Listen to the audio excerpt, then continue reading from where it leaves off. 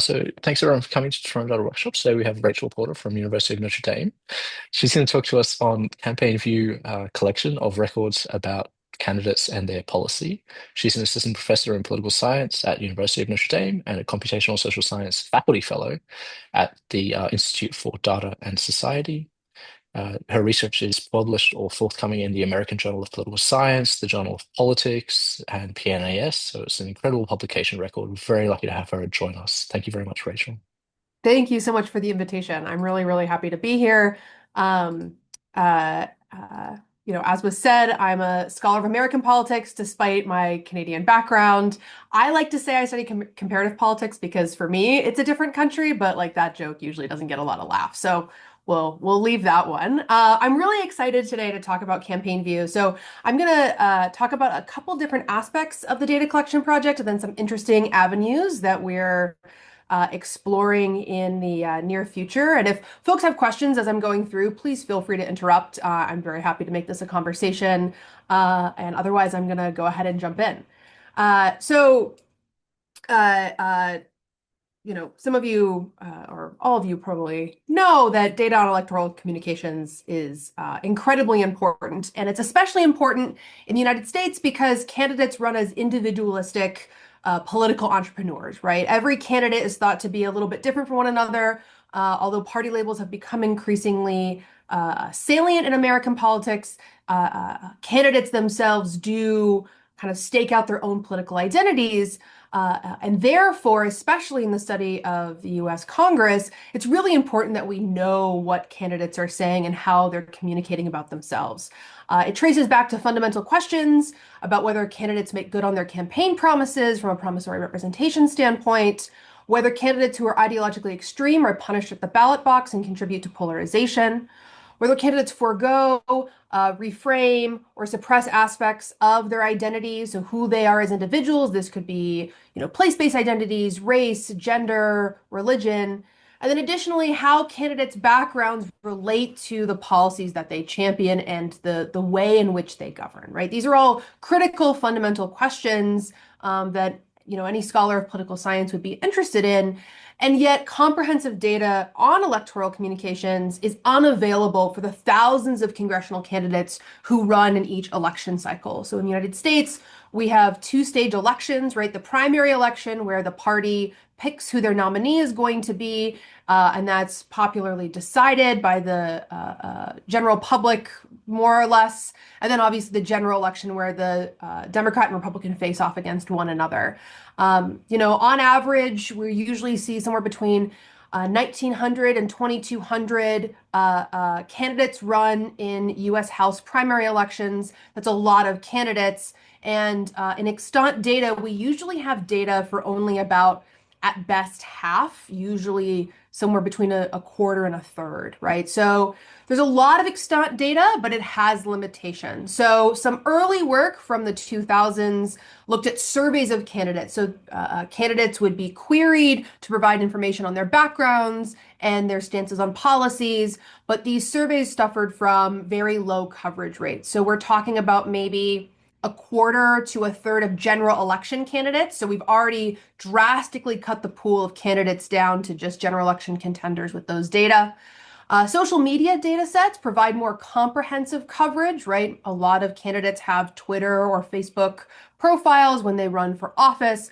But the issue here is that the actual content that these mediums deliver can vary drastically from candidate to candidate. Some candidates use it for political organizing purposes, trying to get folks out to various fundraisers. Others use it to talk about their political positions, and that volatility in the actual use of the platform makes the data a little bit less consistent than we might like if we're really trying to understand who politicians are and what they stand for. And then finally, there's perceptions-based data. This could be, what political experts think about candidates, looking at Twitter follower networks, looking at contributions-based data, monetary contributions in elections.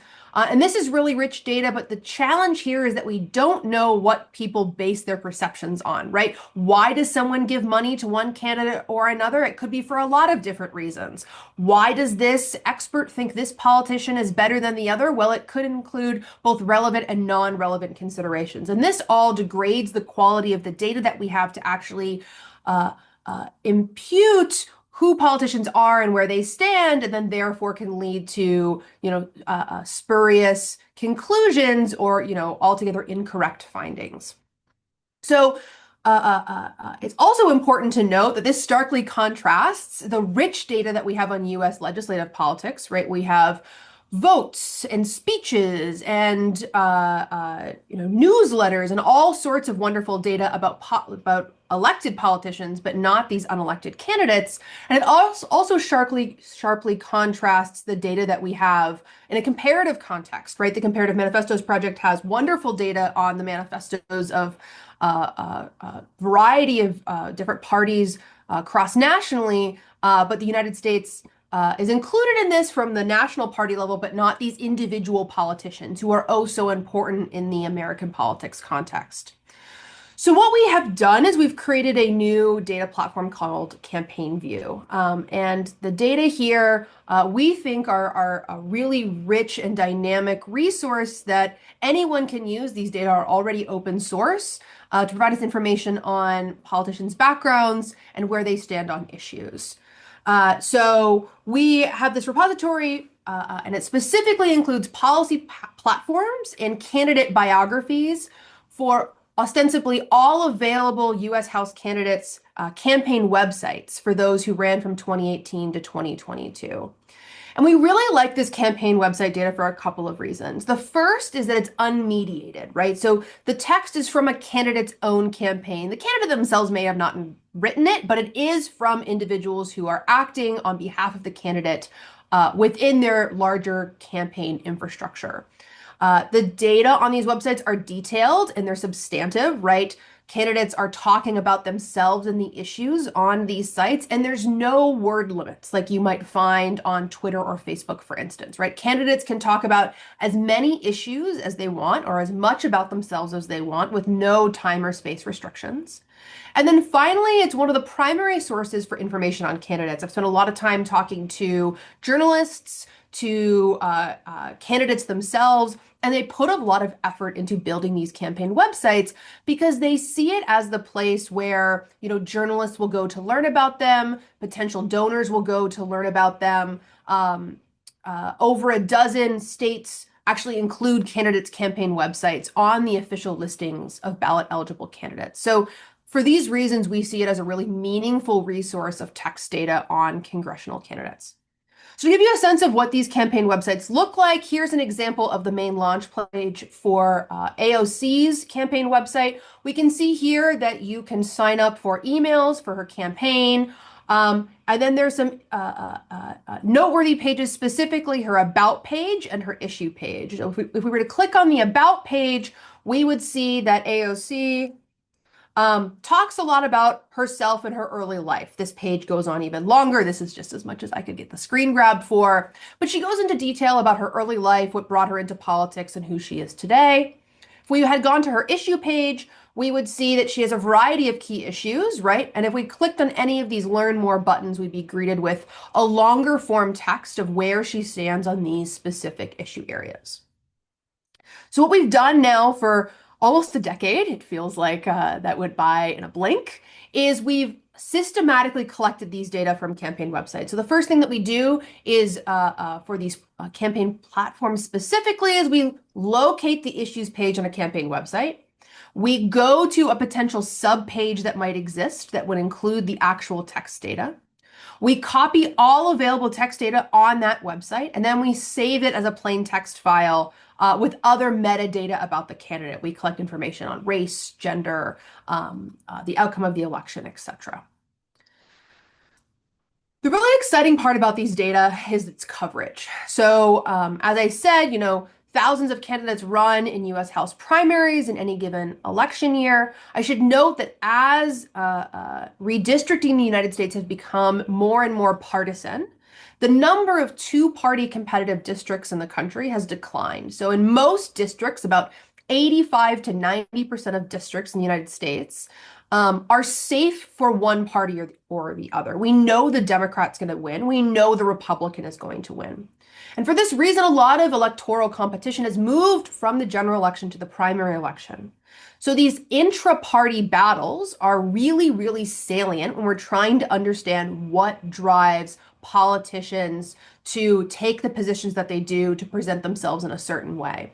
So the totals here, this 6,000-ish number, is the total number of primary election candidates who ran between 2018 and 2022. We found that about 88% of all candidates had a campaign website. 85% of all candidates include a biographical narrative on that website, and about 78% include a campaign platform. If we compare this to other, notable data sources such as the Wesleyan Media Project, which includes television ads for candidates and their campaigns, their coverage is about 30% of all candidates. Most candidates don't run TV ads these days, especially in these really safe districts for one party or the other. And data from Adam Bonica's DIME database that includes measures of candidate ideology that are imputed using networks of political giving include about 65% of candidates. So just to give you kind of a benchmark here, we have a lot greater coverage than extant data sources. To give you just kind of some overview of how we're actually collecting these data, we're collecting the data in real time. So primary elections in the United States run from March to September. So in 2 months, my life will be over and I will just be collecting these data again for months on end. And the reason that we collect it in real time is because candidates tend to take their websites down right after they lose. No one wants to be paying money for a resource for an election that they unfortunately did not win. So if we don't collect these data in real time, there's a real loss of data, and that data is non-random missingness. We know that politicians who perform worse are going to take down their websites quicker, which means we're going to lose valuable data in a non-random way, which could, again, eventually affect downstream empirical conclusions that we draw from these data. So it's really important to us that we're collecting around 7 days before the primary election. This is, of course, problematic when we have states like California and Texas where, hundreds and hundreds of candidates are running and, me and the RAs don't sleep as much those weeks, but that's okay. Additionally, when we collect these data, we assign every campaign. Oh yeah, sorry, Vincent, go ahead. Is there a way to use something like the Wayback Machine or the Internet Archive to? Yeah, so the hard part with the Wayback Machine is it requires someone to actually have the bot tasked to go and collect that campaign website. So, as I said, thousands of candidates are running. If we look at just general election candidates, the coverage is actually quite good, right? About, I would say 90% of candidates who have a campaign website that's saved on the Wayback Machine have a live link that you can actually navigate to collect that data. But then a number of candidates don't have a website. And the other challenge with the Wayback Machine is that it's not just the main candidate's page that needs to be put within the repository, but the sub pages. So like I showed you with AOC, you have to go to her main website, then you have to go to the issues page, then you have to go to each individual sub page within that issues page. So you need to make sure that the Medicare for All, the peace economy, the Green New Deal site are all individually archived. And that's where we really see a degradation, a degrading of the available data. And if we want to do this for primaries specifically, we're probably not going to be able to find data that's contemporaneous to AOC's specific primary. We're going to have to rely on the general election website data. Some of my own research finds not a lot of movement within election year from the primary to the general election in terms of repositioning on these websites, but we do find meaningful cross-temporal changes in candidates' websites that I'll get into in a little bit. And that's another issue is that we might have a website for AOC in 2016, but not 2018. And then we, run into an issue where we're pulling data that's not contemporaneous to the election. All in all, it's possible we use it sometimes, but for candidates who are getting 5-10% of the vote, we're really not going to be able to systematically collect those data. Yes, go ahead. Rachel, maybe you just addressed it, but let me Mhm. just confirm. Yeah. Um, the possibility that there are revisions to these websites after you've harvested them, do you go back and see whether changes?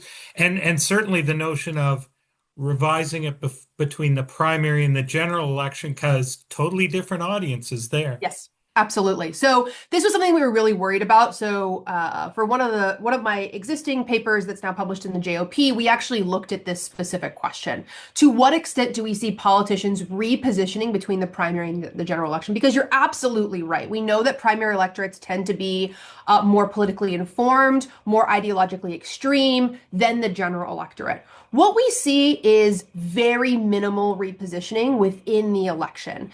And this is perhaps not surprising when we think about the trade-offs that would be within a candidate's mind, right? So yes, a repositioning might be helpful if you're thinking about trying to appeal to a more moderate or cross-party general electorate. But then there's also concerns that might be raised with you taking a position and not being able to really well articulate it between the two electoral stages, right? We know that House elections get a lot less coverage than, for instance, a presidential or a senatorial election. So getting the word out that you've changed your position might be a little bit harder. Additionally, to Vincent's point, there are some competitors who would go back and perhaps ding you for being a flip-flopper and for changing your position from the primary to the general election. Now, when we talk about between elections, we see a lot more movement, and there are exceptions. So, for instance, in 2020, the California primary was on March 5th. By the time the general election came around, you bet your bottom dollar that every single California politician had a COVID-19 pandemic response platform point on their website that didn't exist in early March because the pandemic hadn't really set in until around March 15th. So there are these notable changes within cycle, but they're usually responsive to the emergence of a new issue rather than a repositioning on an existing issue on the website. Yes. Well, and I guess as you alluded to, I mean, many of the races are going to they're clearly a district or clearly a red district. Yep. So somebody in there wouldn't want to change it for the general election because so it's really the purple districts where you would think that there would be an added incentive to change. Yes, exactly. And we've broken it down a very various number of ways to see, okay, is it just these really competitive districts where we're seeing the movement, and we really haven't seen anything. Occasionally, you'll see a change, but again, it's more adding issues to your website, not changing your stance on the issue. So, for instance, if in the primary you ran only against, you're a male candidate and you only ran against other male candidates, but in the general election you run against a female candidate, you'll be more likely to put a new issue on your campaign website that deals with gender issues. But if we look at a candidate who took a position on gender in the primary and then the general election, we don't see an ideological movement, or at least a meaningful one, from the primary to the general. Now, between 2018 and 2020, we absolutely could see movement. But within the election, not so much. Some other research that looks at social media data does find meaningful changes in the way that politicians talk about politics between the primary and the general election. But again, that type of media is just fundamentally different in terms of the type of audience it's trying to appeal to. We tend to think about, or at least this is how I've conceptualized it, the campaign website as a hub, right? It's the place that you're going to link to from your social media. It's the place you're going to point people to if you're trying to explain who you are as a candidate. Whereas something like a Facebook or a Twitter is going to be more responsive to current political events and happenings, rather than kind of your core positions on any given issue area. Great. Thank you. Yeah, no worries. Um, so as I was saying, so we also then assign major topic categories to each campaign platform point. These are broad categories. There are certainly more room for fine-grained topical categories to be assigned. This is something we're planning on doing in the coming months. But generally, here's a list of our major topic codes and then example content. This content is drawn through a keenness analysis. So a keenness analysis is a linguistic method where essentially the terms that are the most salient and also unique to a given topical category are going to come out as the most key words. And you can see here what we would generally expect, right? Things like defense, including words like veterans, service, affairs, civilian, troops, things like education, including the word education, students, schools, etc., etc. Importantly, these topical categories are also crosswalked with other major data collections. So the Policy Agendas Project or the Comparative Agendas Project out of UT Austin, and then the CRS also assigns major topic codes to all legislation that's introduced in the US Congress. The Congressional Research Service, the CRS, is a political entity that essentially provides research services for the US Congress. They write summaries of all legislation, and in doing that, they assign it a major topic category. When we created these topical categories, we made sure that it crosswalked to the best of our ability with the Policy Agendas Project and the CRS. They're not one-to-one, and this is largely just because of the way that politicians talk about issues in campaigns is not necessarily the categorization that the way that you would see them show up in legislating, but generally the topical categories fold into one another. Which is really useful, hopefully, for researchers and journalists who are looking to answer questions, for instance, on politicians making good on campaign promises, which we find that they do. And I'm happy to talk about that as well. We also have a user interface on the website that allows individuals to go through to search for specific politicians, to look at how their issue positions have changed across time, across years. We're working towards improving this functionality in several ways that I'd love to talk to you all about. So the first is we're going to be incorporating 2024 data. The coverage is about the same proportionally to the 2018 to 2022 data that we currently have. We also are gearing up right now, as I said, to start collecting 2026. Additionally, what we're adding to the website for every candidate is a web score created by my good friend and co-author, Colin Case, who's at the University of Iowa. These are summary measures of a candidate's left-right positioning in their platform, something like a nominate or a CF score, if you're familiar with those. This is a single ideological point that can define where a politician stands on a left-right axis. But the thing I'm really excited about and the most excited about, I guess, right now that I'm going to talk to you all a little bit about are our CPI, or our Candidate Positioning Index scores. And these are issue-specific measures of candidates' positioning on a variety of issues. So for instance, on a left-right spectrum, where do they stand on things like abortion, education, and healthcare? And it's important that we have these scores, but they really haven't been something that we've been able to estimate until now due to limitations of data.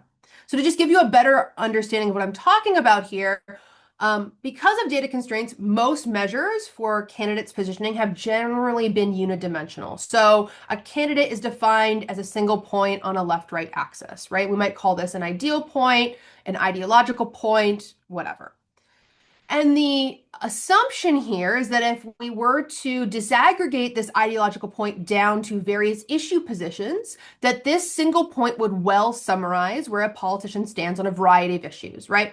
So candidate A's ideological score of being just left of center would summarize where she stands on abortion, guns, healthcare, etc.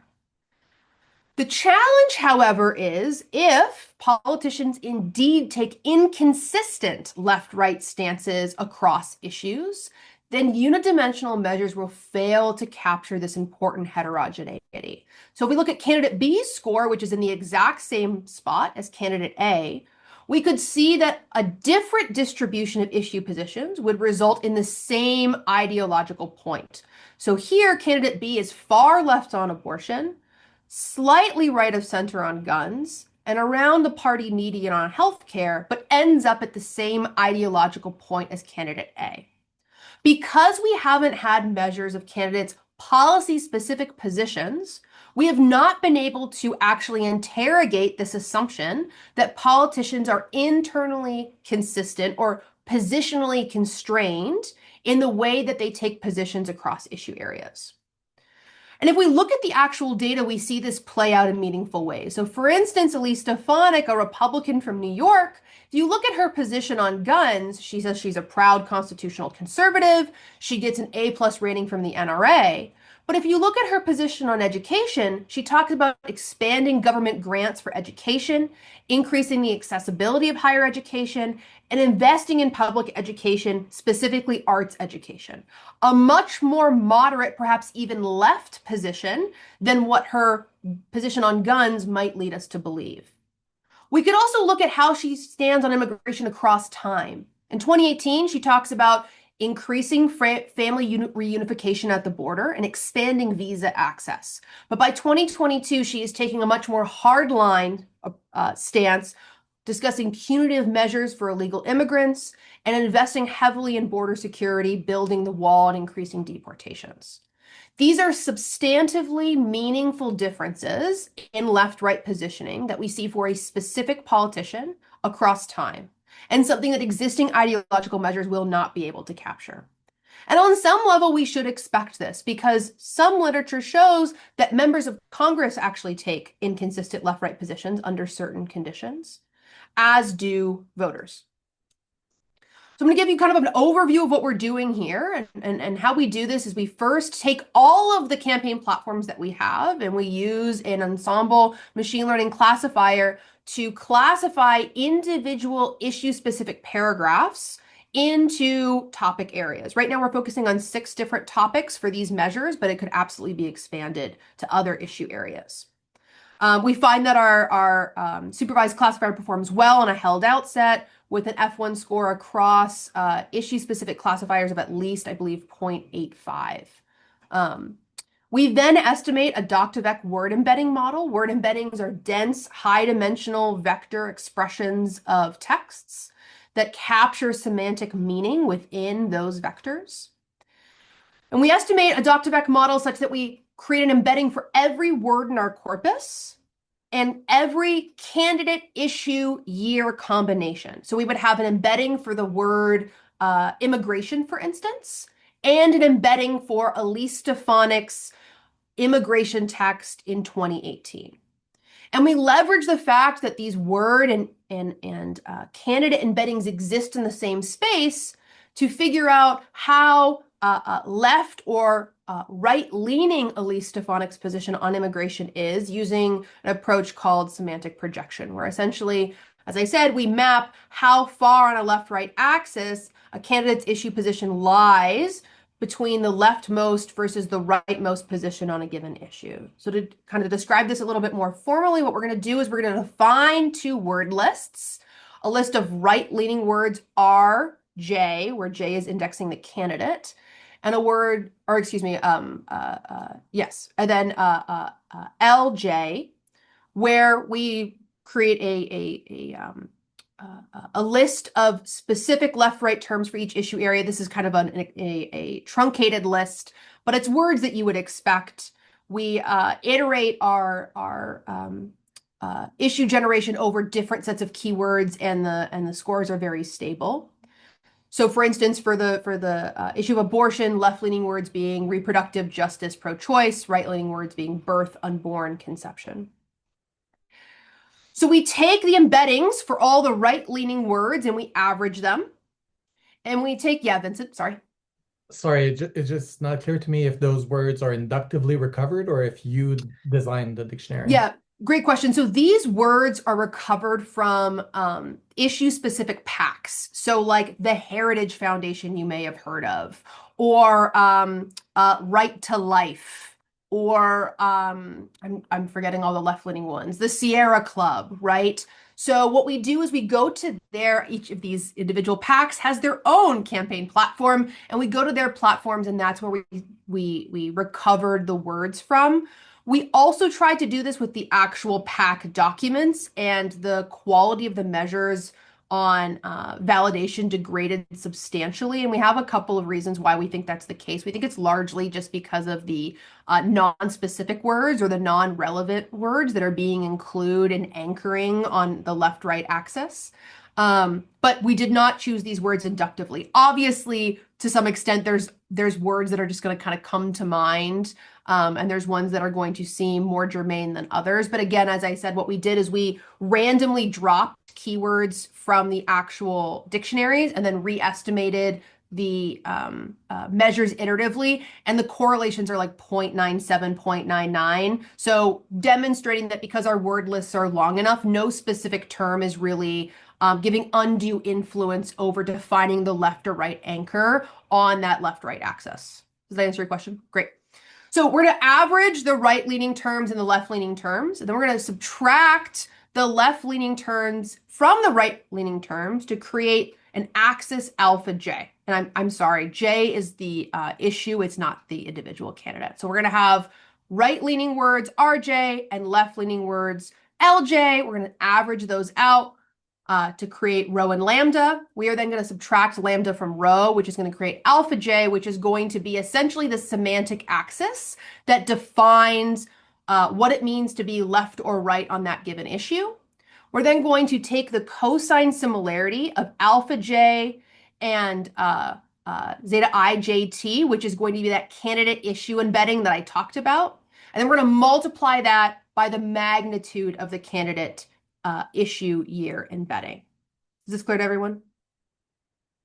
And this is going to create our measures. We've spent a lot of time experimenting with a variety of approaches. If you have questions, I'd love to answer them. We're actually writing a Cambridge Elements on the appendix of our paper right now because we spent so much time validating and going through various iterations of how we could define this measurement approach. We tried not multiplying by magnitude. We tried documents as anchors. We tried word scores. We tried word fish. We tried LLMs. It's been a lot of work. Very fun, but a lot of work.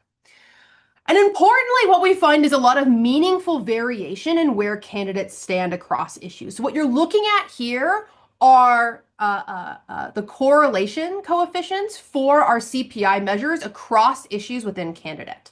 So to what extent does a candidate's abortion and education position correlate? To what extent do candidates' guns and healthcare issue position correlate? And we see moderate correlations for all candidates, but that these correlations degrade heavily when we look within party. So while directionally being a Democrat or Republican informs somewhat where you stand on the issues, within party we see quite a collapse in the strength of these correlations.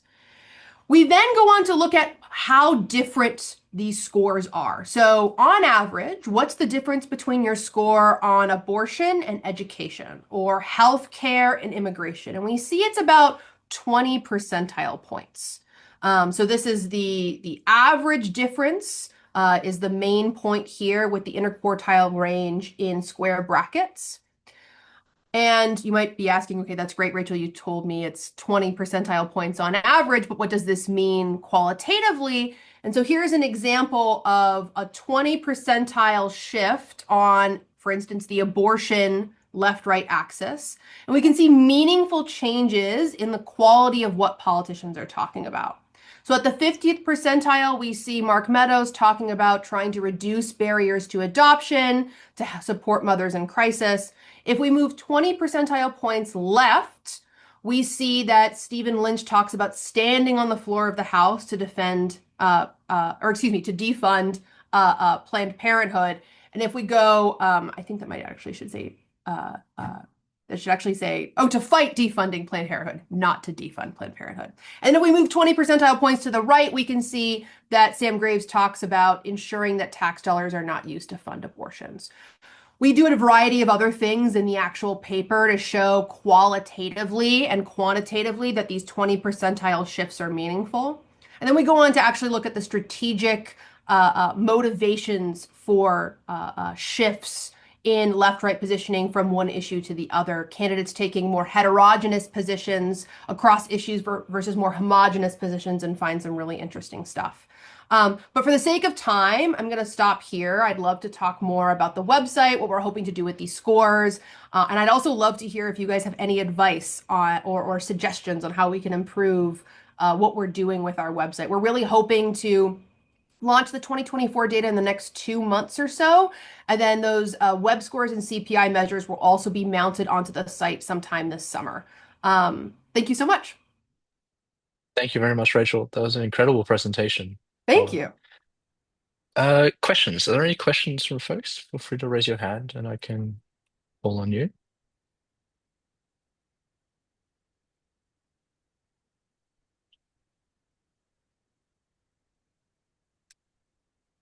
Yeah. What's the I'm thinking about your measure of the candidate positioning, yeah, CPI. What's the time series property of that, or does it not matter because you don't have so many elections? Yeah, so the CPIs themselves are comparable within issue area cross-temporally. So we can look, for instance, at the extent to which we see variation in candidates' positions across time. Now, as you said, we have 2018 to 2022. That's not a ton of cross-temporal leverage within candidate, but we can also look at just like across years how much we see variation in polarization, and that's really where we find some interesting trends. So for instance, we show that which is something that we already kind of know, that politicians positions on issues are not uniformly polarized. So if we look at levels of polarization, we see much greater polarization on for instance abortion versus education. But then we can also look cross-temporally at average CPIs and the extent to which we see polarization. And we see some meaningful differences. So for instance, and I might be getting the exact numbers wrong, we see a huge shift to the middle from the Republican Party on healthcare between 2018 and 2022. I believe it's like a half standard deviation shift towards moderation. And this is perhaps not all that surprising when we think about how healthcare has kind of fallen off as the most salient issue that politicians are talking about. 2018, there's still a lot of repeal ACA rhetoric. You see a lot less of that now. Conversely, if we look at something like the environment, we see a lot more polarization across time. We see about, I think it's like something like a 75% of a standard deviation shift from both parties away from the middle between 2018 and 2022 on environmental issues. This is one of the things that we're going to show in the Cambridge elements, especially because we'll be adding 2024 and demonstrate how CPIs can be used to look across time and across issues at variation and levels of polarization. I guess I'm going to let Samara speak because she'll have smarter questions than me. But just to clarify Yeah. this, my question was kind of more methodological Oh, I'm sorry. because I'm thinking about how language is used differently over different periods, and how maybe like you have a new candidate or a new elected leader, and the Overton window changes, and suddenly people start using really extreme language, Sure. which wasn't in the past. So the way that your scale is constructed maybe is not anchored at the same place that it should be I see. currently relative to the Obama era, for example. So I think like there needs to be kind of a methodological argument for the scale to be consistent over time if you want to make these comparisons. Yeah, no, this is a great point. So two points to that end. So there's a paper that's in political analysis that came out like maybe 2 years ago from Rio and Cochrane, where they look at the extent to which embedding space can pick up these cross-temporal differences. And they find, I think they look at like a 40 or 50-year window in the UK Parliament, and they find that embedding like the location of embeddings in n-dimensional space is very stable. So even though you might see new language emerge, that language is going to end up in a similar dimensional space as like the most extreme position on a given issue. So even though you're not picking up that specific element of language, it should exist in a similar dimensional space. Now, granted, if the axis just fundamentally shifts, right? Like if right now, the rightmost position on guns is, anyone can have guns anytime, right? If we change it to everyone has to have a gun all the time, that's going to be like a really meaningful shift. I'm really hoping we're not moving towards that, but you know how it is. But that could potentially happen. If that's the case, then I think I would be a lot more concerned about the anchoring of the most extreme left-wing and right-wing position, just fundamentally not capturing what it means to be far left and far right. But the way that we've defined these positions are like no abortions ever, abortions all the time, and no guns ever, guns all the time. So we've really tried to take the most extreme for that specific cleavage, right? Fully federalized education, the states can do what they want and parents are in charge of curriculum, right? So we've really tried to define the most extreme positions, but it's a point well taken that if there is like a fundamental shift, then that would be something that we have to better contend with. Summer? Okay, great. Nice to meet you, Rachel. This is a fantastic presentation, and kudos to you to putting all of that data together. I just have a few questions. Yeah. Don't think they're smarter than what Vincent asked you, but just a few questions about the data collection, because Yeah. I appreciate all the work that you've put in here. I'm curious if you have any stats on the percentage of candidates who do have websites election to election, and if you could say more about those who do not have websites, like are they from a specific party, a specific region? Is there anything that you know about those individuals in particular? And then also in the day and age of AI and collecting data, I'm wondering if you've thought about how AI can help you in some of these data collections, or can double check some of the work that you've done. It's just a very time period that we're in now, that of collecting these types of data than like several years ago. So I'm wondering if you're making use of any of that new technologies that's out there in helping you putting this together in some way.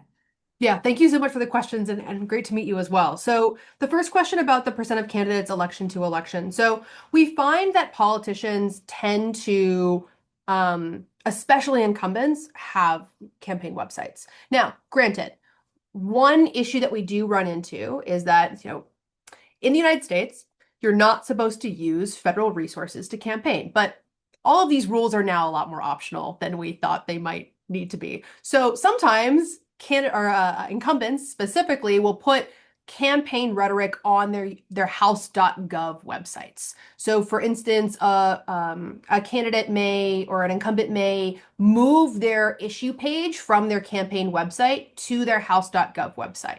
If that's the case, we go and we collect that issue page off of the house.gov website, but we mark specifically that it comes from a house.gov website, so that if someone, fundamentally is worried that, there's going to be something qualitatively different about a house.gov website, they could drop out that data.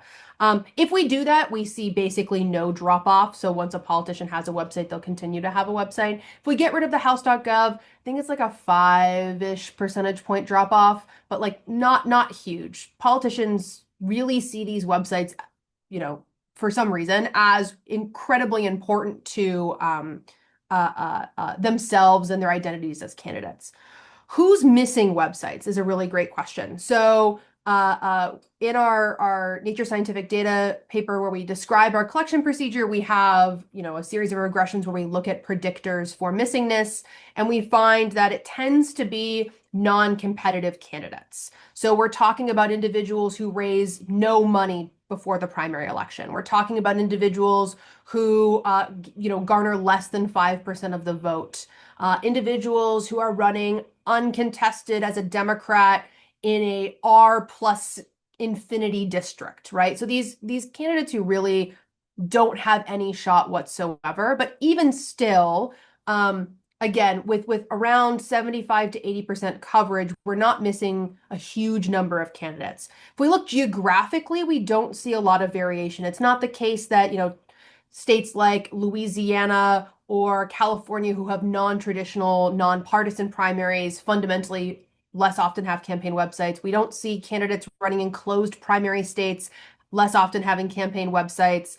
We look at it regionally as well. There's really no leverage there. It really tends to be these unsophisticated candidates who just probably don't understand what it means to campaign to begin with anyway. But again, we still have good representation of them in our data. The question on AI is a really good one. From a data collection standpoint, there is definitely something to be gained if we were to build some kind of robot who could go through a website, click through, and collect the data for us. Sean Westwood at Dartmouth and I have had some conversations about this. He's been working on doing this for a different set of, I think for like Twitter data maybe. And we've talked about being able to take that and apply it from a campaign website application. The one thing that worries me about AI is our ability to discretize the websites in the way that we do. So When we collect the data, our document at the corpus level is candidate year platform point. So we have like all of your abortion texts saved as an individual platform point. We would have to think really carefully about how to get the AI robot to essentially save that specific uh, uh, document level definition correctly. It's something that I would love to do. I've applied for a very large grant to try to do it because I know I'm going to have to get someone much smarter than me to program the robot who's going to eventually do this. We are absolutely going to be using either an LLM or a supervised classifier to provide more fine-grained issue codes. So rather than just having civil rights and liberties, we'll have something on abortion, LGBTQ, all of these more fine-grained issue areas that will be helpful for individuals who may be interested in using the data but not as familiar with NLP or associated methods, who might not be able to do that themselves. We're trying to make the data as user-friendly as possible. So if you have also other ideas on how we should use AI, I would love to hear them. Thank you.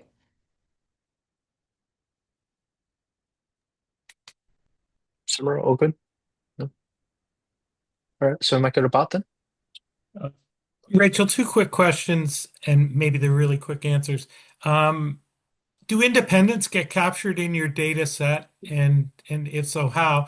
And a really poorly formed question, but it strikes me that what you're collecting about candidates could be used to see how well they predict the outcome of primaries and elections over time. And I wondered if you've started to work on that, or whether that doesn't make any sense, or where you're at with that. Yeah, it's two good questions. For independents, we don't collect information on House independents. We we thought a lot about this, and the challenge is that independents really only have a role in winning primaries in top two primary states like California and Washington. To some extent in Louisiana, then obviously like Bernie Sanders being kind of like the exception to the rule here. At least when he was in the House, and then the Senate, but we're not collecting Senate data as consistently right now. So no, we're not including independents, but just to give you a sense, the only in recent memory, the only independent who's won office in the U.S. Congress has been Bernie Sanders. There's been individuals who have like left the party for a year and then come back to a different party, but generally they're not playing as important of a role, and just the added cost of having to collect all those candidates, we just kind of saw the trade-off as not worth it. But it's an important drawback that isn't it's important to acknowledge. So when we say 85% of candidates, we're talking about ballot eligible major party candidates, and I should be very clear on that. In terms of predicting who's winning elections, this is a really great question. There's a huge kind of discussion in the online political consultant space right now in the United States about like whether it's better to nominate moderates or extremists, and whether they'll perform better or worse at general elections. There's some work that says yes, moderates are better. There's some work that says no, moderates aren't better.